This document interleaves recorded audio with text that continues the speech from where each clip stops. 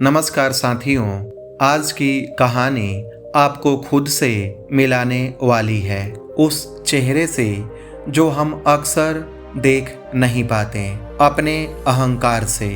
क्या आपने कभी सोचा है कि ज्ञान के मार्ग में सबसे बड़ी बाधा क्या है? तो आइए सुनते हैं आज की कहानी, बुद्ध और अहंकार का दर्पण। एक ऐसी कहानी जो आत्मा को छू जाती है। बहुत समय पहले की बात है। एक प्रसिद्ध विद्वान, नाम था सुवाच। उसे शास्त्रों का गहरा ज्ञान था। वेद, उपनिषद, न्याय, तर्क, सब कुछ। वह गर्व करता था अपने ज्ञान पर। जहाँ भी जाता लोग उसके चरण छूते, परंतु उसके भीतर एक अकथनीय खालीपन था। एक दिन किसी ने उसे बताया, तुम्हारे जितना ज्ञानी भी यदि सच में शांति चाहता है तो बुद्ध के पास जाओ। यह बात उसके अहंकार को चुभ गई। मुझसे ज़्यादा ज्ञानी क्या कोई और मुझे कुछ सिखा सकता है? फिर भी जिज्ञासा के कारण वह गया। सुवाच बुद्ध के पास गया और बोला, मैं शास्त्रों का पंडित हूँ। मैं जानता हूँ कि आत्मा क्या है, मुक्ति क्या है। फिर भी भीतर कुछ अधूरा है। क्या आप मुझे ज्ञान दे सकते हैं? बुद्ध शांत रहे। उन्होंने मुस्कुराते हुए पास रखा एक दर्पण उठाया।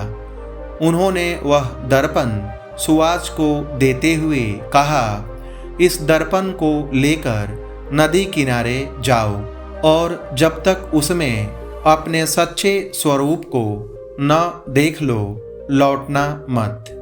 सुवाच चकित हुआ, फिर भी गया।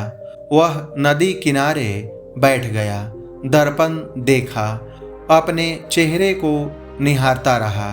कुछ घंटे बीते, फिर दिन, फिर रात। धीरे धीरे जब वह थक गया, उसका मन शांत हुआ, विचार रुके और एक क्षण में जैसे सब कुछ स्पष्ट हो गया। उसे महसूस हुआ, मैं जो समझता था वो मैं नहीं हूँ।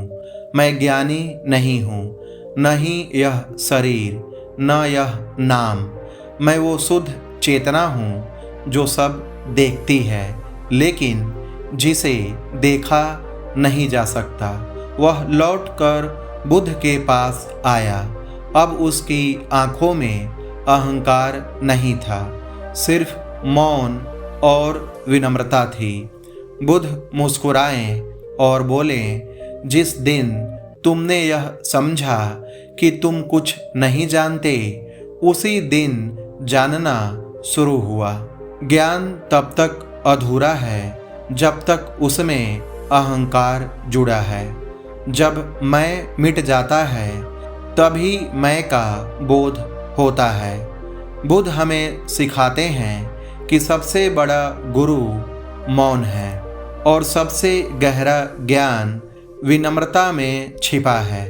दोस्तों, अगर आपको यह कहानी पसंद आई हो तो वीडियो को लाइक करें और कमेंट में लिखें, अहंकार को देखा, अब स्वयं को जानने चला हूँ। और ऐसे ही अनुभवों के लिए बुद्ध की प्रेरणा को सब्सक्राइब करना न भूलें। याद रखें, कभी कभी मौन ही सबसे ऊंची पुकार है।